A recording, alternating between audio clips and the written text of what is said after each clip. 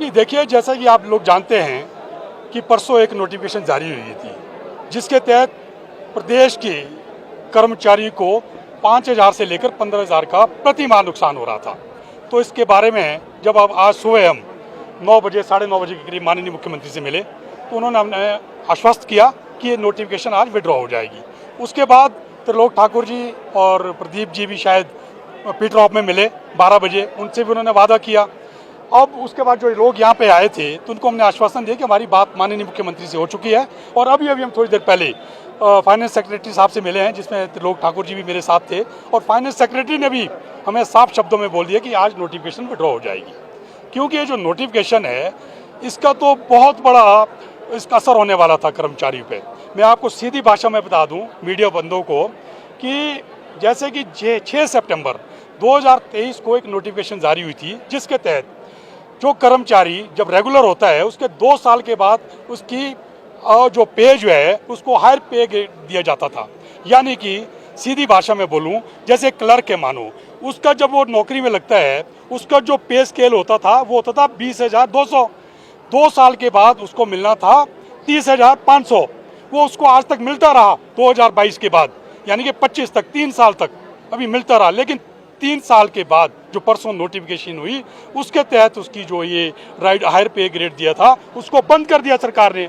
अब उससे क्या हुआ, जो आज की डेट में जैसे कोई 45,000 रुपया या 40,000 रुपया पे ले रहा है, सैलरी ले रहा है, और जो 40,000 जिसकी सैलरी है उसका 5,000 तो वैसे ही जीपे में कट जाता है, रहा 35,000। और 35,000 से उसने क्या किया, उसने किसी ने या तो गाड़ी ले ली कि भी चलो गाड़ी ले लेता हूँ, 35,000, उससे उसने 10,000 किस्तें वहाँ जारी है, और 25,000 उसने अपने गुजारे के लिए रख दिए, जिसमें उसने बच्चों की फीस देनी है, किराया देना है या अपना घर चलाना है। अब क्या हुआ, इस नोटिफिकेशन से क्या होना था, वो जो 25,000 में से उसके 15,000 कट जाने थे, यानी कि 10,000 से उसने गुजारा करना था। अब वो बोलो आप उस 10,000 से कैसे गुजारा कर सकता था, अपना नहीं हो सकता था उससे गुजारा।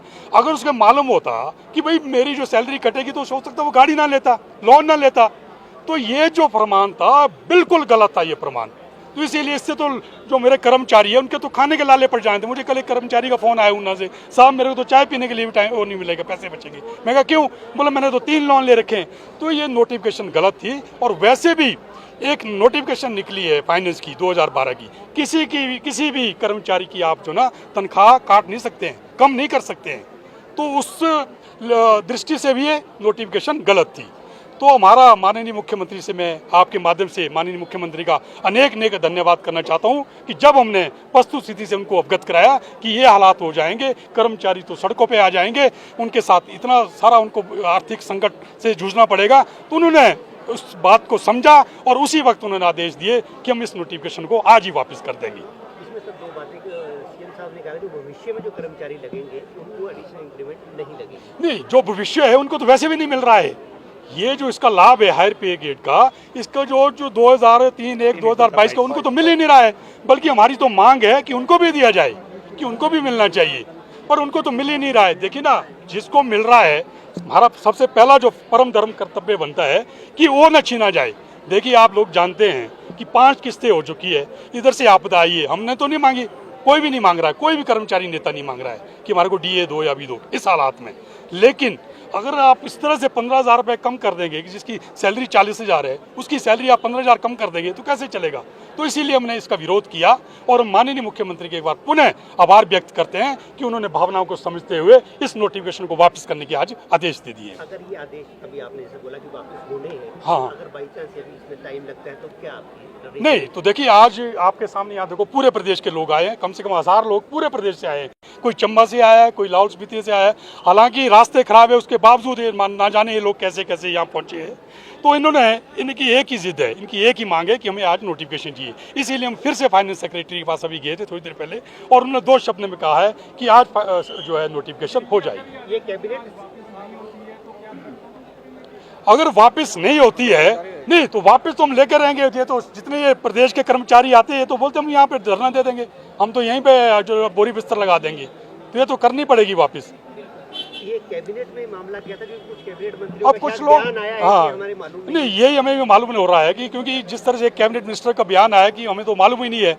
और जब से कुछ लोगों के माध्यम से हमारे को पता चला कहीं से कि ये मैटर कैबिनेट में गया था, ये बात ज़रूर है कि 2 महीने पहले से ये फाइल चली थी और तब भी मैंने जो हमारे मुख्य सचिव है उनसे इसके बारे में बात की थी, लेकिन तब उन्होंने गौर नहीं फरमाया। तो आज हालात ये हो गए हैं। तो इसीलिए ये तो मतलब जो ये 15,000 लोग हैं, ये 15,000 लोग नहीं, ये 15,000 प्रदेश के 15,000 परिवार के ऊपर जो है एक आर्थिक संकट आ चुका था। वो लोग सोचने पे मजबूर हो गई हमने अपना गुजारा कैसे करना है, कैसे वो अपने बच्चों की फीस देंगी। अब भाई साहब अगर उन्हें गाड़ी के लिए लोन दिया, गाड़ी तो वापस कर भी सकता है, बेच भी सकता है। जिसने लाड़ी के लिए लोन लिया ना, लाड़ी को तो वापस नहीं कर सकता। तो इसीलिए बड़ा संवेदनशील मामला था, इसीलिए सारे प्रदेश के कर्मचारी एकजुट हुए हैं और माननीय मुख्यमंत्री ने इसको बात को माना है। धन्यवाद।